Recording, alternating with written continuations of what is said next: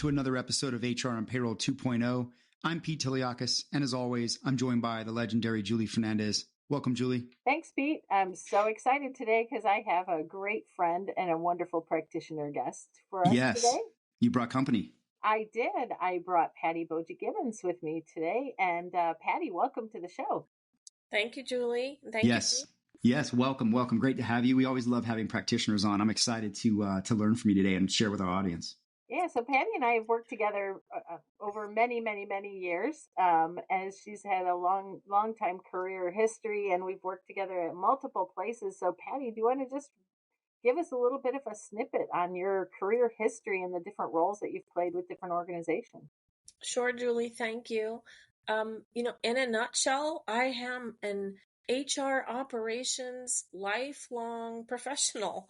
I've had great joy and great benefit in working for some very complex employers early in my career.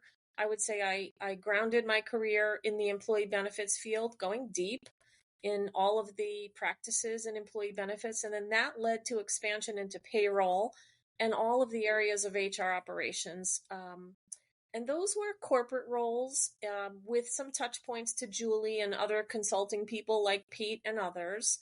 And that really led me to develop my consulting background, where I gained sourcing professional experience and strategy experience and all the great things that you seek help for in advisors. So I've had almost exclusively global and complex employers. I've had some employments, long-standing ones with Kraft Foods, which became Mondelez, as well as Sony. And then corporate projects that just expanded that. It's been, for me, awesome to get under the hood of clients and help them and bring value to them, like Ingalls Shipbuilding, Bank of America, AECom, and presently Archer Daniels Midland, previously Cox Auto. So I feel like I've seen all of the really great things that corporations can do and all of the really costly mistakes that they can make. And I'm hoping to share a bit of that with everybody today. That's awesome. That is. And you mentioned a few things that resonate with my career as well, Patti. So as I like to say, if nothing else, you know exactly what not to do. Yes. Yes. You've seen everything. I'm going to leave you to ask your favorite question. Oh, me? How Yeah. you got it? Yeah. How did you get into HR and what keeps you around? Oh my goodness. It's so long ago. It's just, it's a cute story, but I needed a job because I had experienced some injustice in a workplace. Hard to imagine that happening. And I stomped out and needed a job. And I got a job where 3 days a week I was a benefits clerk and 2 days a week I was a payroll clerk. Wow. And it was a small company, but very entrepreneurial spirit, where the owners ran it like a big company. And I started to get my foundations in process efficiency and everything that goes with that world. So yeah, I like to say I probably sprang from my mother's womb as an operational thinker. You're a process improver by birth, by DNA. Kind of. And my kids would tell that too. Yeah. Wow. Well, look, thank you for making your way to HR and payroll and sticking around. Julie, how many times have we asked that? And we've heard the same things, that same start. I needed a job. And they end up in HR. And I think it's kind of funny. And it's like, you think about payroll, for example, like it is sometimes a place where people can sort of cut their teeth on the corporate world, especially in the HR space.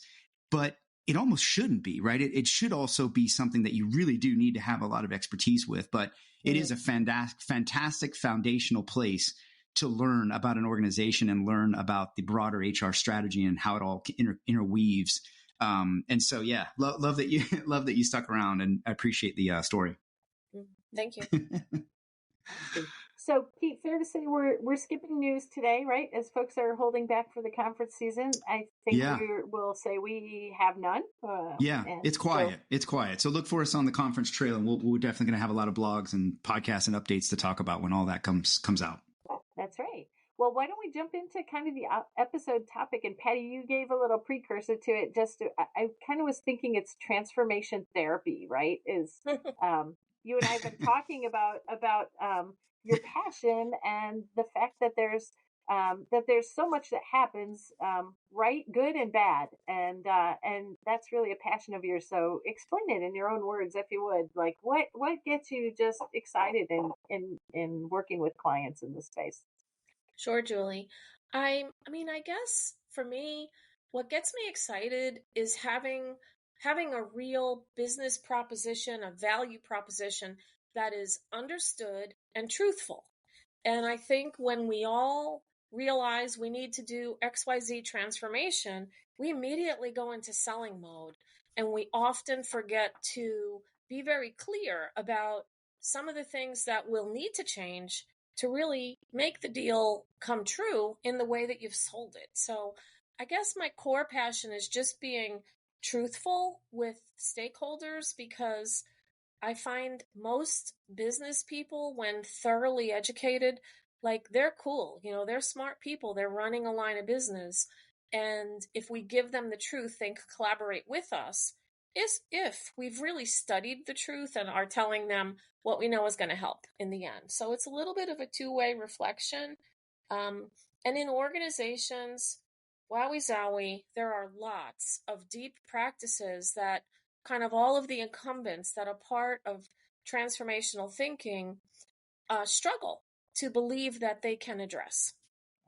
You know what I love having this conversation with you? I love about having this conversation with you, Patty, is that being truthful and forthright about challenges or difficulties or problems or workarounds is a message that's difficult no matter what role you're in. And you've lived doing that message or delivering those messages and confronting those truths as an internal HR practitioner, Yeah, as a consultant or an advisor, in pretty much every role.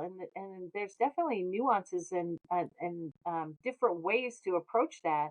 Ultimately, I agree with you. I think it's appreciated that, that transparency is appreciated, but those are difficult messages, and there are a lot of folks that just don't want to hear, the challenges. Yeah, Julie, that I think that theme of transparency, if you look at the way solutions are being built, if you look at the way companies are talking, you look at or having to talk really communicate to the talent of the world today, regardless of generation, but particularly the younger generations, I think there's an expectation of full transparency about everything. Right. That's why I think you're seeing more of the ESG and more of the opening up of the kilt, so to speak, by companies and being honest with their employees. And I think that's how you're going to get a lot more buy-in from anyone on anything, especially when you're asking them to do something that takes them out of their comfort zone, is when you can be completely transparent with it. So I think that's not just it's like not a nice to have anymore. It's just table stake. And I would argue that a lot of things being solutions being prepared in the marketplace are really going in with that as a build design set, is to provide that ultimate transparency. yeah, Yeah. I fully believe it's expected. Yeah.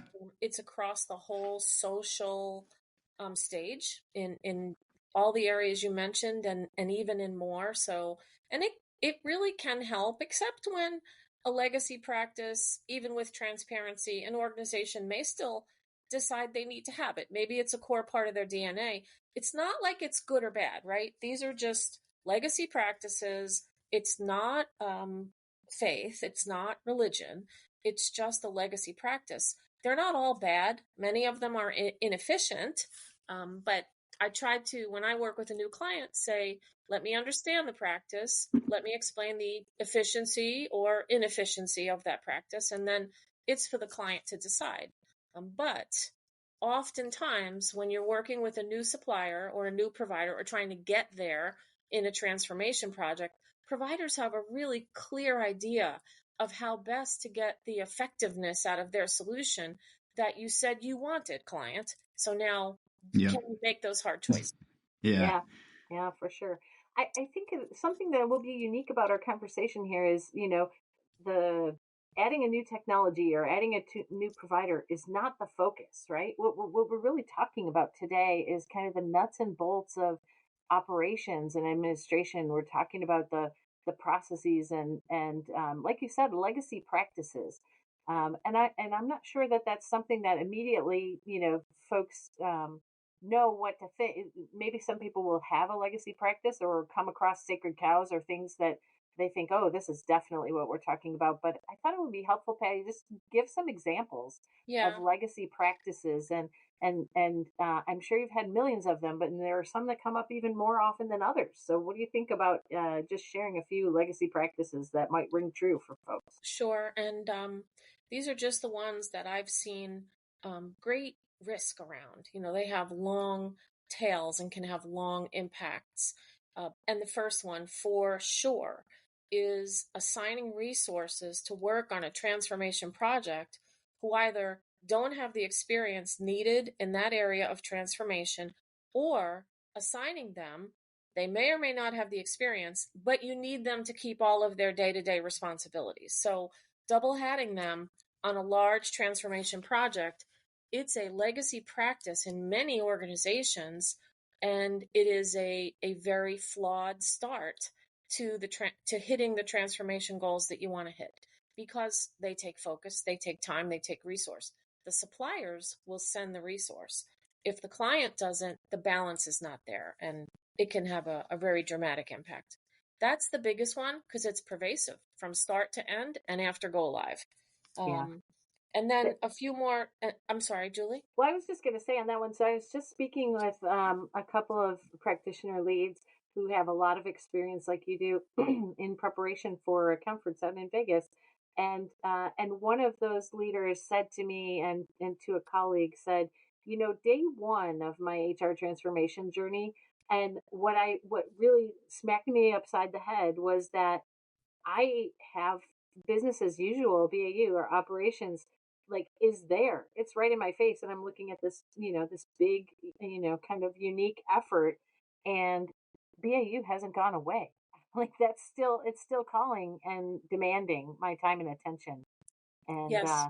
and so you're right. I see more and more, but I do see companies more and more actually willing to bring in resources to support or recognize that they can't ask folks to, basically live three work lives to get Yeah. Yeah. everything done. Yeah, Julie, just to add on to that, it's really good timing. I actually, one of the things you're seeing a bit more of, especially around payroll, is there's a bit more of a demand for pro services from the vendors to help. In any of the recent studies that I've done, particularly for payroll, but even for other areas, but especially payroll, when you look at asking customers or buyers, hey, where are you on your transformation journey? Anytime they're on any spectrum of it, or starting or planning, they always, almost 99%, literally almost 100%, I would say, it's somewhere in the high 90s of the firms that say, yeah, we're on transformation path, or we're going to be on a transformation path. They almost all say they need help. And then when you start to dig into why, what are the help that you need, it ends up being full spectrum, but it's very much slanted into the strategy and the knowledge and the skills. So there is an absolute appetite for that. And I think vendors are getting pulled on more to bring that closer together, right? You're seeing Alight do that, put pro services, given their strength in deploying systems and their deep consultancy that they have around their global payroll capability. And more firms, I think, are getting pulled on this and going to start offering it as an add-on.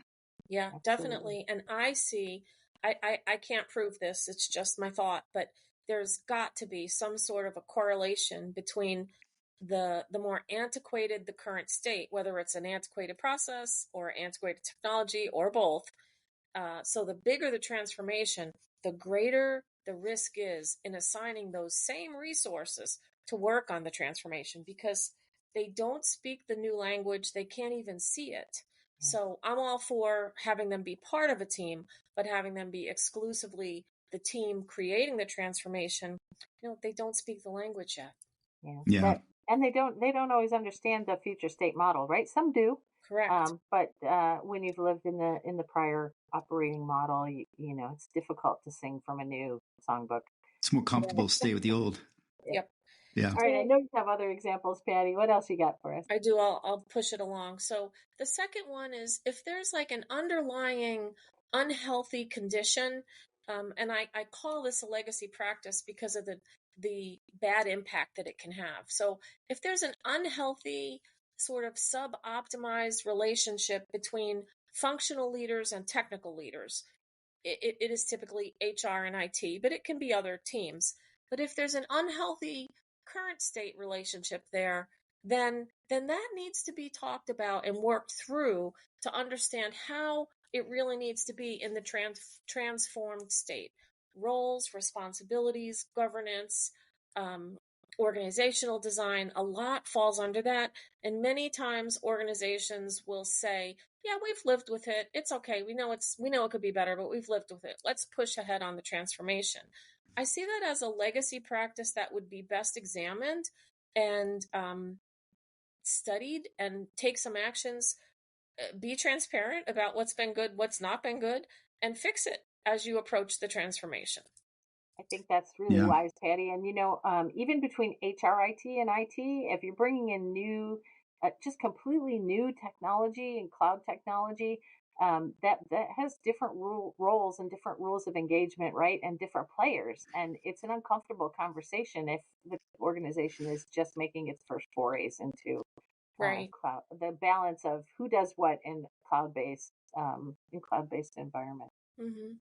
Yeah. And the third, and I'll make this my final example, it's all about whether the current state is managed by a centralized team or highly decentralized. And this is a zoom in on the timekeeping and payroll space for sure. Many Yep. large organizations will have the setup very decentralized without any oversight or governance from a central team. So all kinds of variations emerge at locations or in businesses, all across the whole spectrum that those of you who touch timekeeping or payroll in any way know can emerge. And those variations are not documented, and they will definitely cause a drag on your transformation, because you will be pushing to eliminate some of those variations, or at least to discover them and decide. So decentralization with a lack of central oversight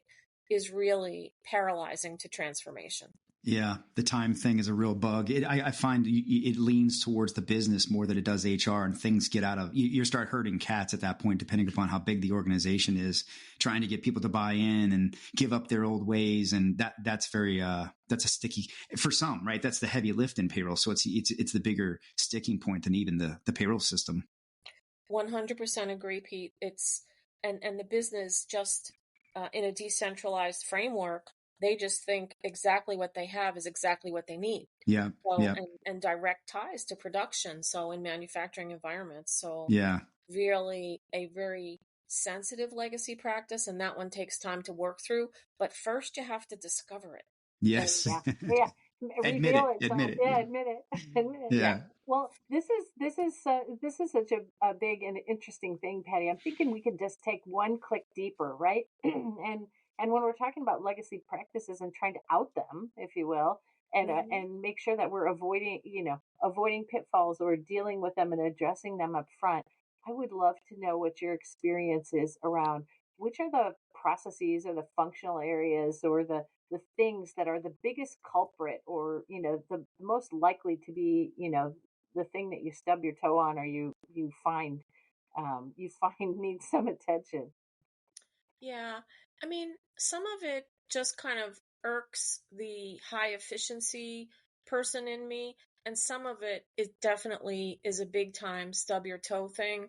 But many large organizations don't have the same level of oversight over the hourly workforce with regard to job codes and pay rates, and those can be very much locally based, location even based. That's incredibly inefficient. And when you want to optimize what you can have out of a new delivery model or a new technology, you just can't get there. But at the same time, the newer technologies can be configured to support all of that variation if that's really what the organization wants. So to me, the areas where the local timekeeping practices, and it kind of all starts with time and pay programs, right? I mean, payroll is an output function. So it's the inputs that create most of the issue, not all, but most of the issue.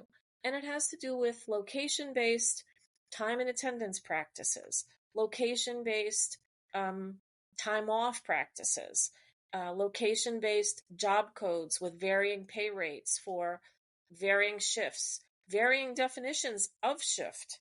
So every single element of a time and attendance solution can vary where it's not managed or governed from a central body. And I see that absolutely prevalent. And it's why most suppliers recommend longer deployment times for time and attendance systems or workforce management systems than they do payroll systems, because they know that's where all of the complexity kind of sits. So does Yeah, that help, Julie? it does, and I think it's actually one of the reasons why it's almost avoided or stepped around, right? At times in transformations, you want to do things with core HR, you want to do things with payroll, and when you get to time, it's like, ooh, I know I'm going to find this stuff.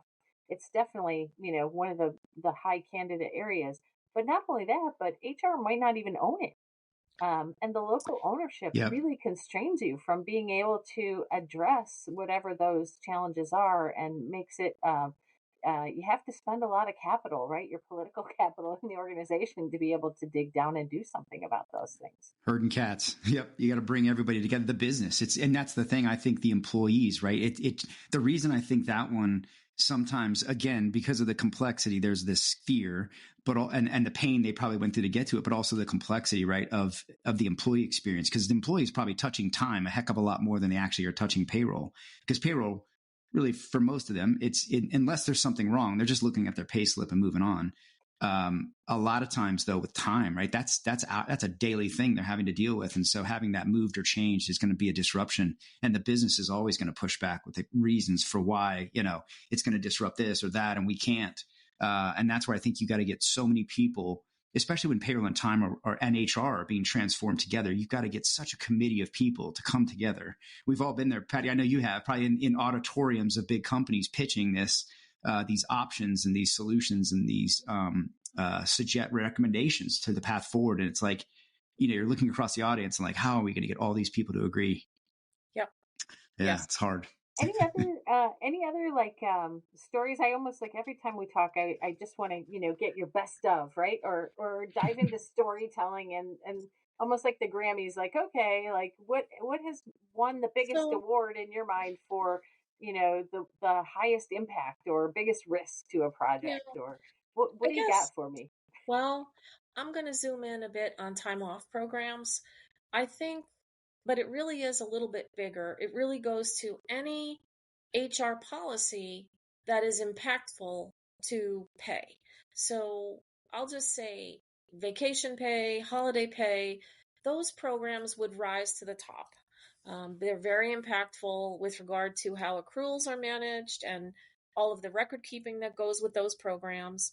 And they also are highly visible. And if you are to ask colleagues, what's near and dear to their heart, especially if it's an hourly workforce with vacation or PTO, that rises to the top. I would generalize, make the circle a little bit bigger, and pull in all leave of absence programs. That's ultra high complexity. But in those areas, when an organization hasn't had a strong leadership function over those policies, and many times in HR functions, policies just kind of, they just kind of blob along. Organizations make a change every now and then, clean them up, polish them up, make them look better, but don't fundamentally manage them well. So where HR policies have been a bit orphaned, the ones that touch timekeeping and touch payroll, ooh, baby, I've seen those cause lots of pain to an organization. A piece of work that I'm performing right now, I've literally never seen an hourly vacation policy like this organization has in my career. And I am wondering if the suppliers, state of the art workforce management systems are going to be configurable to achieve it. I mean, it's that odd. So, That's a great point, Patti. I was just going to say, this is a call to action. When you were saying all that, I was thinking it's a great call to action for our audience, because I'll tell you, I couldn't really put my finger right now on a solution that is really good for leaves. And leaves is a nightmare in most organizations that I've worked with. yes. It's a nightmare for payroll, and it feels like it never fits any of the systems that we have or I see firms have. And I don't know Julie, we've talked about this. I don't know that I can put my hand on even a handful of good solutions for that. So if you're an HR tech provider out there and you have a great leave solution or someone knows of one, Julie and I would love to be brought it to our attention. We'd like to check it out and learn more. But more importantly, I think it's an area where HR tech could actually differentiate if someone could figure it out in their system, because you're right. It's as if no one's tried, or those that have tried have not really gotten far, because it's just not really well run. Yeah. I definitely have thoughts about that, Pete. If you and Julie push Yeah. that forward, I'd love to participate in that because I Yeah, have some ideas. we started it. We came across one this week, right, Julie? I think I found, but we're poking around that both a little bit, and we're about to do a little research on that, maybe. So sneak peek to that. But this is an area where I have always seen where it's just, I think it's a bit of a gap in the market. Yeah, and of course we know that, initially the first thing that will come to mind is there are a lot of leave providers, right, and carriers out there Yes. who have their technologies and solutions. And so Mm-hmm. sometimes it's about, like, is there a magical, in between module, or is it just the way that people put things together in that highly complex area? And it may or may not be, on leave. It might be, that time information doesn't come to payroll in a way that gives you time eligibility. There's just so many moving parts that are strung together differently for every That's single client. That's the thing, Julie. I think one of the things I would say is, like, I always noticed companies had good policies. They had now there's always contracts that get addended, to certain people for certain circumstances that created out of the box things. But for the most part, it wasn't the policy issue. I think that what you're saying, and what I would describe it as, is the integration to all the things that a leave actually touches: benefits, 401k, other, accruals for time off and other things, and accruals for different things beyond that. And I think that was where it all fell apart. It wasn't, there was never a solution in the organizations, and I haven't seen one that orchestrates leaves across all of the pieces and parts that leaves can touch. And it goes so far beyond, just, payroll, right? That it's big. And I think that's the gnarly part of it, is the synergy and integration. Definitely. I mean, it Yeah. pulls in employee status discussions and Mm-hmm. whether organizations want to disable access. And I see it. Yeah, I'd love to be a part of further discussion on Yeah, that. like equipment recalls, and, like, when Yes. people leave the company, you got to go get their laptop. And, I saw so many little nuances of things that leaves would trigger that no one thought of in an organization. A lot of times as a practitioner, I thought, like, gosh, how does no one have a checklist for this? But it's unique, right? In a big company. Hey, well, we Yes. definitely have something to put in our Yeah. long parking lot of stuff to dive Yes. into Leaves. on another day, and we'll make sure you're around, Patty, for that. Going back to the legacy practices, I love to talk just for a moment about what are the risks and perils, right? So we're talking about, uncovering these things that, you have to deal with and why you have to deal with them. But what do we risk if we really don't address legacy practices? Well, I mean, I think I'll go back to the decentralized, non-governed organization and give a little addendum and say that typically also means there's a lot that's manual. There's a lot that's not configured, not automated, and it's actually done by a person. Um, and in my experience, what that leads to is it opens up the door for additional payroll leakage. So it always opens the door for non-compliant outcomes and financial leakage. And it's just a matter of measuring that leakage. Of course, that's a big, hairy topic all by itself, but Mhm. it can lead to all of that, all losses that an organization doesn't even realize they have. So to me, that's the summary of what it leads to. But inclusive, of course, is employee dissatisfaction. And that, I think, is definitely, I should have mentioned it as a passion. I believe people work hard and they should be paid accurately. Um, no matter what their complex situation, whether it's a hairy leave or just a normal work week, like we owe that to workers. So Yeah. payroll leakage can include the dissatisfaction and the departure of workers from your organization. So there's a lot at risk these days. Yeah, for sure. I think it's fair to say too that sometimes those things that are buried and hidden and you're surfacing, they can actually completely tank a deal, right? Depending on how loud or noisy they get. If you don't have a plan for them, many folks will want to parking lot those, but they can also increase costs and, whatever your transformation is, they can kill buy-in and stakeholder, agreement that they even want to participate in whatever the transformation is. And that's where you just get all this noise and finger pointing and things that are Yes. happening between and among different parts of the organization, different business units, and not to mention, the providers of technology or services. It can get loud and noisy very quickly, right? Yes. Yeah. All right, so let's take a moment for fun here because you and I exchanged, a couple of slogans or things as you're uncovering, dirty topics or difficult topics in a transformation. Almost everyone has at some point in time created like a parking lot concept, right? So, okay, this is a big hairy deal, and I just have to set it aside and think about it. And there are acronyms, right, all in their own that have kind of come up around the market. And I worked with a client recently that kind of called that parking lot the no process left behind zone, which is great because you're parking it, and so it, by nature, it is kind of getting left behind to solve for a later day. Any other fun acronyms or things that you think are pretty common, Patty, in the world of parking an issue to be figured out later? Definitely, Julie. And I sometimes feel so old when I include these in my preaching. But the first one is HPDL, hard part due later. And I will guide my project teams and my clients to say no HPDL. We have to capture why it's a hard part, and then we have to not just say we'll do it later. We have to build it into the plan.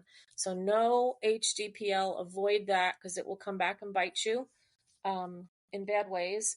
And then a slightly longer one that I love and I learned many years ago from someone who was at Hewitt Associates, said, because that's the way we always did it. And if you just take the first letter of those words, the acronym sounds like Bitwadi. So no Bitwadi. No, because that's the way we always did it. We need to examine that, and it may be a perfect example where we do continue to do what we've always done and it's valid, but we need to examine those because that's just not enough of a reason to keep a legacy practice. We need to validate each item. So Yeah. those are my two fun ones, HDPL and Bitwadi. I love it. I love it. Awesome. I also think it's fair to say that, if a process gets left behind or parked or put, to the side and you're not going to address it and you are going to continue to do it in some way, shape, or form, it doesn't mean that you don't have to look at how it's going to be done when the other processes change, right? So sometimes the tendency is to put something that's Yeah. challenging off to the side and say, yeah, okay, well, we can't touch that now. We'll deal with that in phase two. Or we'll work that out after we've gotten through the first big wave or phase of whatever it is that we're doing. And you have to at least put eyes on it to understand how does the operations model change. In the interim, they oftentimes require interim processes or some rules of engagement until you can actually get back and address it in its entirety. And I feel like that gets missed or left Yeah. out an awful lot. Absolutely, Julie. And one other one that I'd like to mention, it doesn't have a fun catchword, but I think it's important, especially in the timekeeping and payroll space, having an even awesome but generic project manager is not what I would recommend.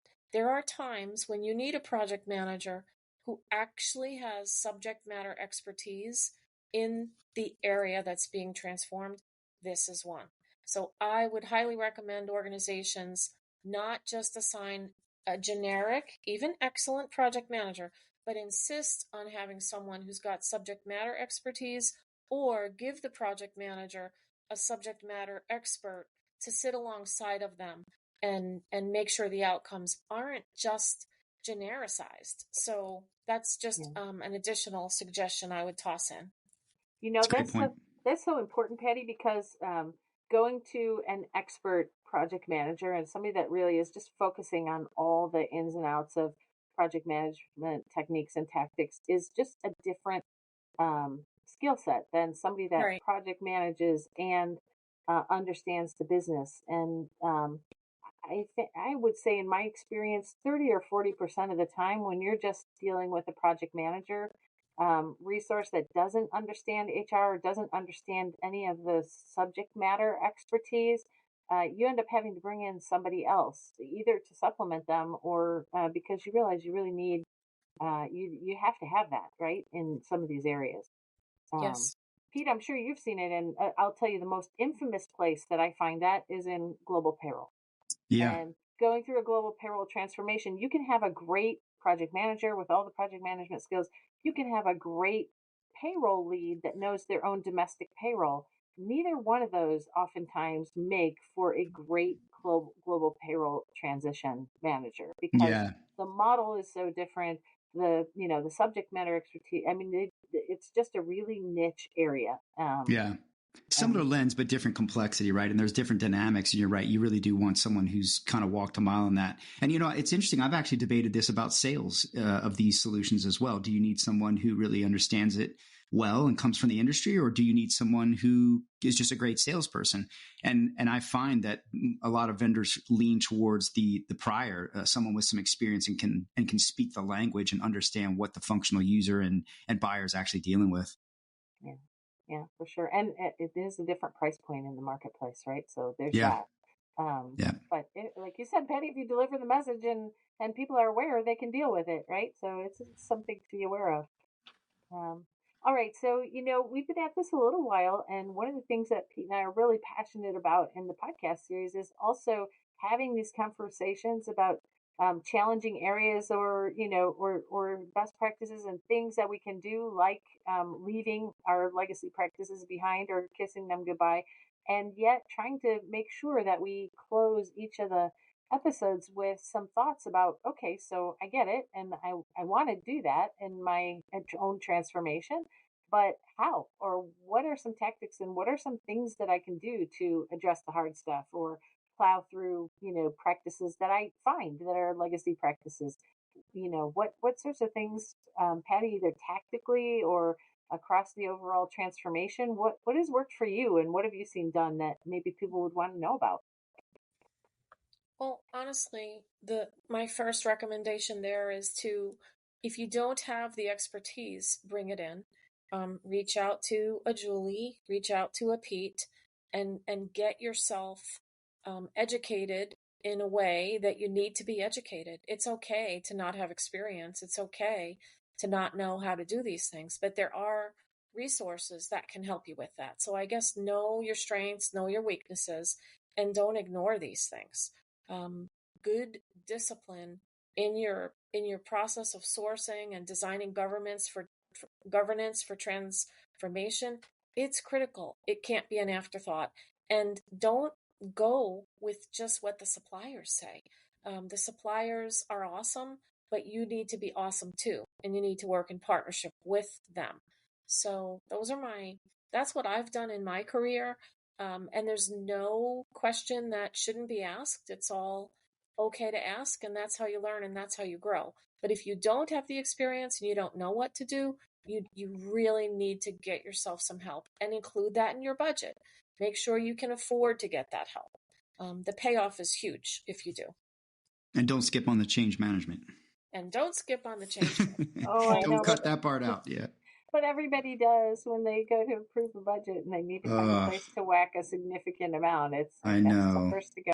Frustrating. Yeah. We'll You know, just I send have emails. I have another one that I'll bring up, and this is kind of one of my bugaboos, right? When folks are specifically addressing an HR technology transformation. So let's take, a lot of folks have already moved to a cloud for their core HR, but there are still many that are in that path. And so you expect that you're going into a technology transformation. You get a systems integration partner, and as Patty said, they tell you what they think you should do or what best practice and best policy are. And I think all too often, in fact, I would say 80% or more of the time, I'm talking to folks who are thinking about it as a technology transition, and they don't really realize that the setup and configuration of your system is all about operating model. And so you're configuring rules, you're configuring workflow.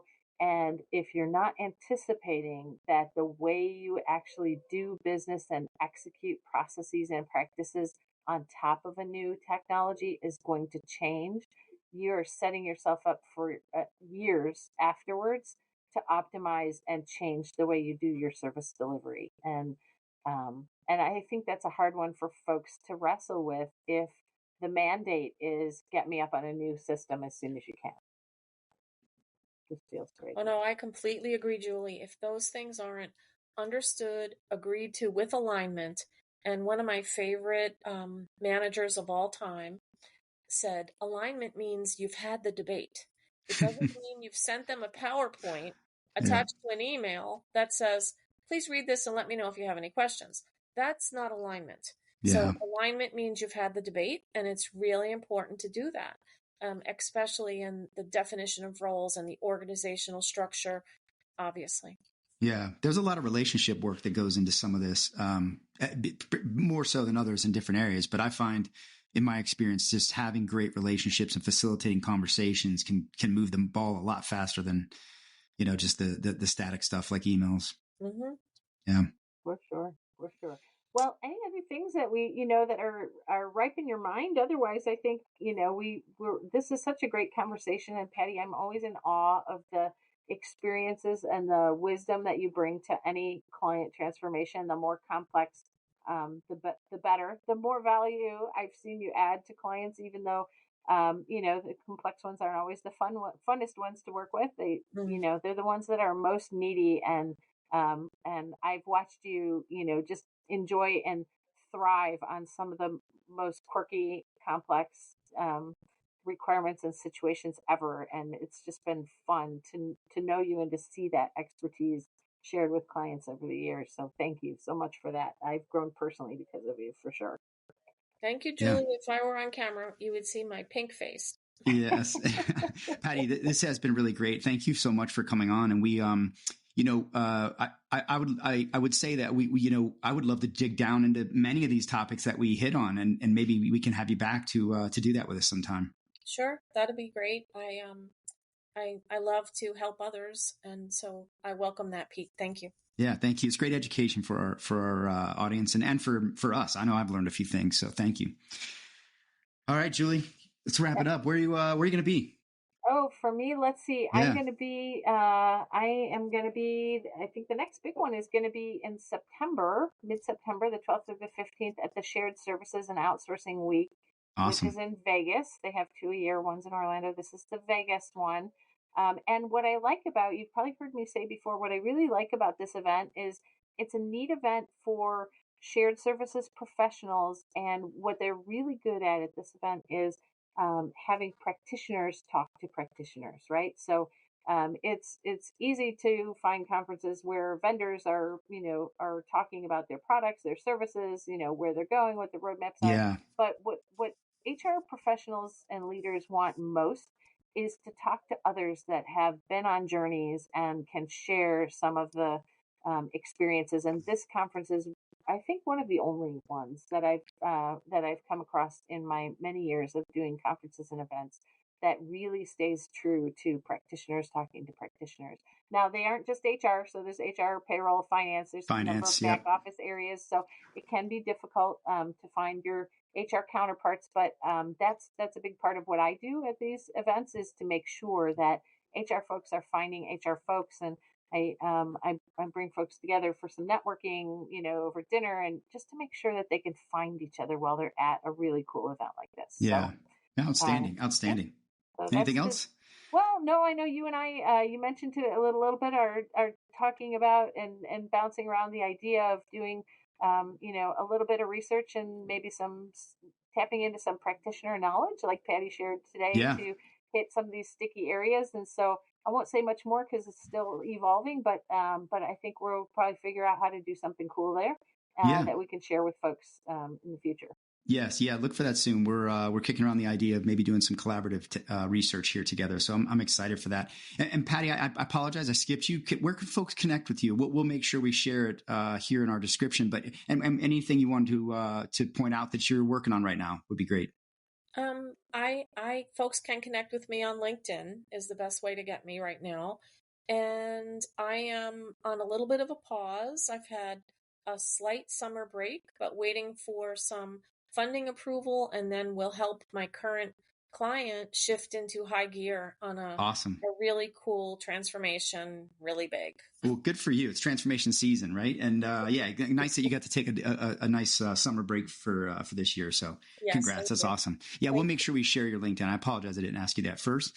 And as for me, you can find me probably everywhere as usual. But notably, I'd say go out and check out the new Atlas HXM. Atlas is a major global employer of record. I've worked with them and partnered on a global employer of record annual report. It creates, or excuse me, it coordinates the point of view of several thought leaders, and I helped co-author that and add to that. We're going to be doing so you can go out and find that actually at Atlas's website. You can see it on my channels as well. And then we're going to be doing not a podcast, but a webinar on September 12th, where we'll be talking with the chief of the chief strategy officer, Chelsea Griggs. We're doing a panel moderation, and the head of HR.com, Deborah McGrath. So I'm really looking forward to that. And then, of course, also we're hoping to have Kyra Rubiano from Atlas come on later. Probably going to be closer to September, October now. Have her on to talk about it as well and what she's seeing. She is the head of payroll for Atlas, and a good friend of mine in the marketplace that we'd love to hear from.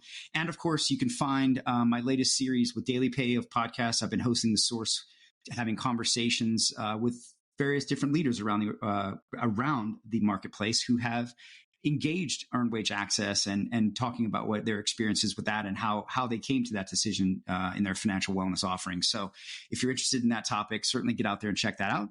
And of course, stay close to Julie and I. We're always pushing out new content, and we'll be back on HR and Payroll 2.0 very soon.